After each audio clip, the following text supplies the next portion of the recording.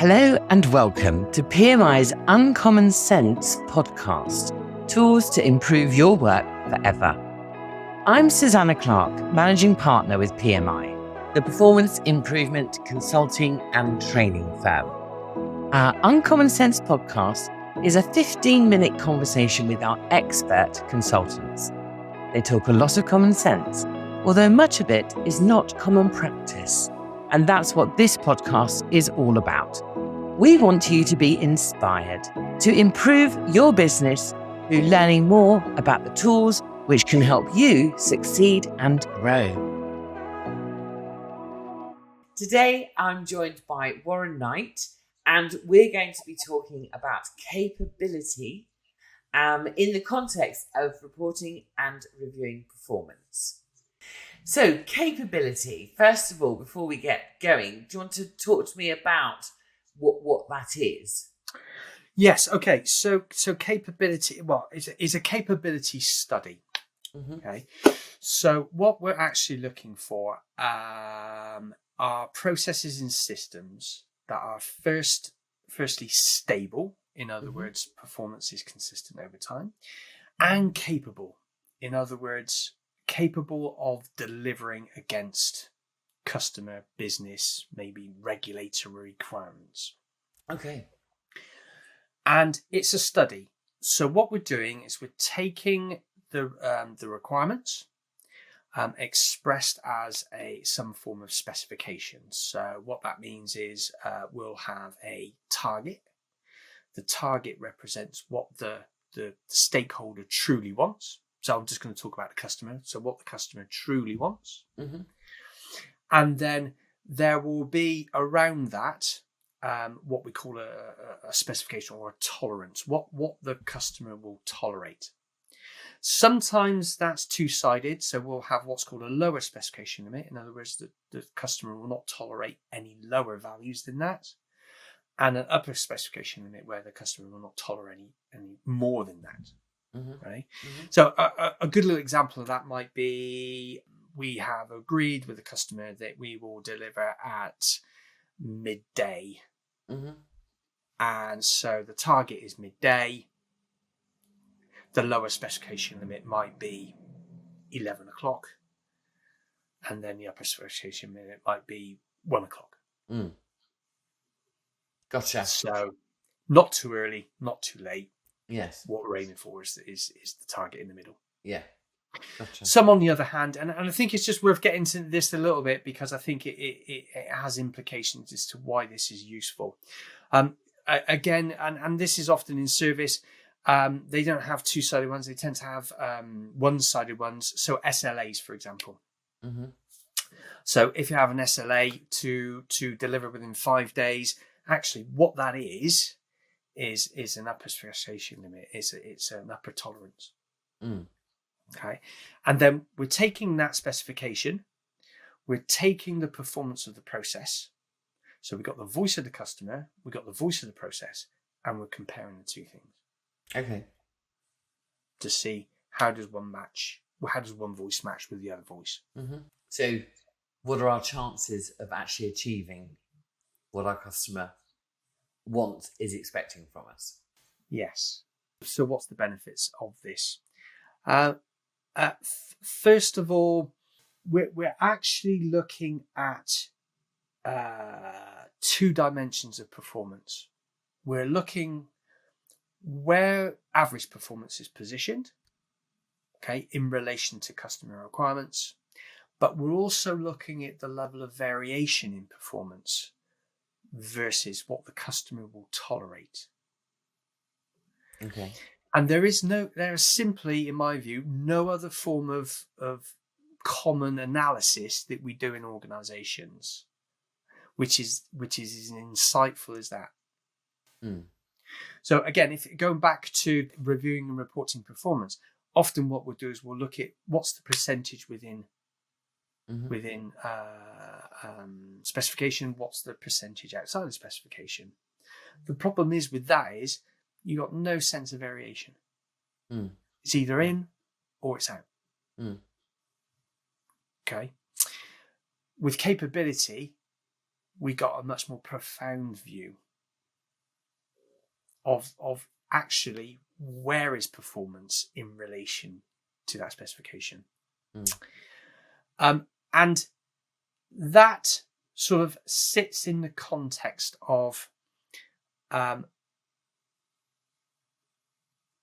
definition of quality, which is probably different from the traditional definition of quality.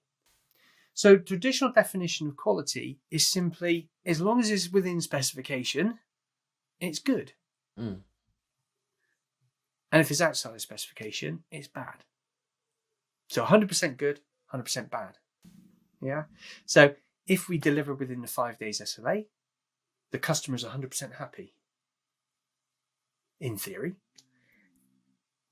If it's outside of 5 days, they're 100% dissatisfied. In theory. But is that true? I work to a different definition of quality. And that being that what we want to do, we want to get our systems processes on target. In other words, delivering exactly what the customer asked for with maximum amount of consistency. In other words, minimum variation. And that's a much more challenging definition than simply we're somewhere we're in what the customer will tolerate. Yes. Why would that be a better way of looking at it? Well, let's again think about we have an SLA of 5 days. So what we're actually saying is our upper specification limit, what the customer will tolerate, is up to 5 days for delivery. Sue, let me ask you a question. So when you are purchasing something and you can't control specifically when it's going to be delivered, and let's just use this example that we're doing. So the company is sort of, their service level agreement is 5 days. What do you truly desire in terms of a delivery time? As soon as possible. Immediate. Yeah, immediate. Yeah. Yes. Why would we want to wait for 5 days? We don't want to wait for 5 days. And I suppose actually, if I'm honest, if I saw something, if I could get the same thing from somebody else in 3 days, I'd probably go with the 3 day one. Ah, right. Okay. Hence why Amazon's doing so well. So going back to this idea of, this old sort of traditional view of quality is as long as it's within specification, it's good, versus on target with minimum variation. Organizations, they misunderstand. If you have an SLA of 5 days, 5 days is not the target. It's not what the customer truly desires. It's the point at which their patience runs out. Yes. Yeah. The target's 0. So therefore, just because they're delivering within 5 days, that doesn't make it good. It doesn't make for excellent customer satisfaction. It just means the customer's tolerating you. I could give you a really good example of this. So, I go to the theatre a lot, okay? And today, in the past, the theatre would print out the tickets and post them to you, and you'd have them in your drawer, and you'd be fine. You'd be waiting for the theatre date to come around, which could be 3, 5, 6 months' time. Now what happens is the theatres do everything digitally. Happy days about that. So saving on paper, great. So they email them to you. Now, the theatre where I make a booking and the next thing that happens is into my mailbox comes the ticket as an electronic document, and I can file it in the right place in my mailbox, ready to go. Perfect. But there are some theatres who basically say, we'll get the tickets to you via email within about 2 weeks of the performance of the play. Now, I have a degree of nervousness now while I wait for all of those months to pass, waiting for those tickets to arrive. I don't understand why I couldn't have just had it emailed to me. It's digital. Yes. Why would you want that? I don't want that. Why would you not want it straight away? Yeah. And often when you order something, with some organisations, the confirmation that you've ordered it, particularly online, comes through immediately. Mm. Others, it can take hours to come. You think, Yeah. have I actually ordered it? Has that Did gone I place through? that? Yeah. Yes. So there's something about those people who don't understand what the customer wants at all. They're just doing what they're capable of doing. They're doing what they're capable of doing rather than what the customer truly desires. They're living in a tolerance band, and that's why I'm passionately love capability, because it is a stark visualization, if you like, of really much more about what your customers are actually experiencing and how satisfied they truly are. I really like that whole concept, Warren, of is somebody fooling themselves because they've set, as you say, an SLA, and both the capability of the process to achieve, but actually whose SLA is it? Is it the service level agreement that the customer wants, or is it the service level agreement that the organisation can provide? Great. The other thing that excites me about capability is the fact is, again, because it's statistically based, it gives us a long-term view again of performance. Okay, it's not contained to just the sample of data that we've got. Mm-hmm. So therefore, again, it gives us insight into what our process is perfectly designed to deliver. And we might find it's perfectly designed to fail a percentage of the time, and we shouldn't be surprised by that.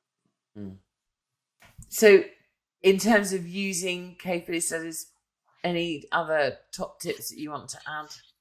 Things people should be thinking about? Yeah. So, what do we need for a good capability study? Okay. So we will need measurement data for a capability study, and that obviously needs to be taken from a decent measurement system. You know, the data needs to be reasonably accurate. We need a good understanding of process performance, which comes from our SPC, our control charts. Meaningful targets, as we mentioned, because what's the point of doing this analysis if what we're comparing against isn't really meaningful, doesn't really reflect true requirements. And this is quite going back to the idea that this is analytic, it's predictive. Rather than being an immunitive, it's just looking at that sample. That means that the process must be stable. A process must be stable for it to be predictable. Yes. Otherwise, we don't have that. We don't have that insight into the future. On that point, so therefore, what that means is when I'm presented with capability indices, my first question is, where's the control chart which tells me that the process is stable and that I can trust the figures I'm looking at? So for those of you out there who work with suppliers and suppliers provide you with these figures, I hope they also supply you with the SPC to demonstrate that. Once you've done the analysis, there's no need to keep repeating it. Okay.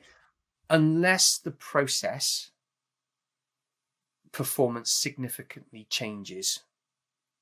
And that significant changes is statistically verifiable. Okay. Then there's no need to keep calculating it, because it won't change. If the process stability doesn't change, it won't change. But of course, if the process is improved, for example, then you would recalculate to understand the revised capability. Final points, and again, first one's about education. It's important that we appropriately educate our staff members to understand what they're looking at, and to really understand not only the metrics that is produced, but the thinking that sits behind it. This idea of on-target minimum variation that we've talked about earlier. And final point is if we've got this wonderful way of analysing performance, why don't we establish targets using these metrics? Mm-hmm. So why don't we establish goals for critical processes, let's say a CPK of 2, for example, and that would equate to something around a 6 Sigma process. And again, for me, what that does is then just reinforce this whole kind of culture of on-target minimum variation. Great. Thank you very much. Thank you, Suze. It's been a pleasure. Thank you so much for joining us.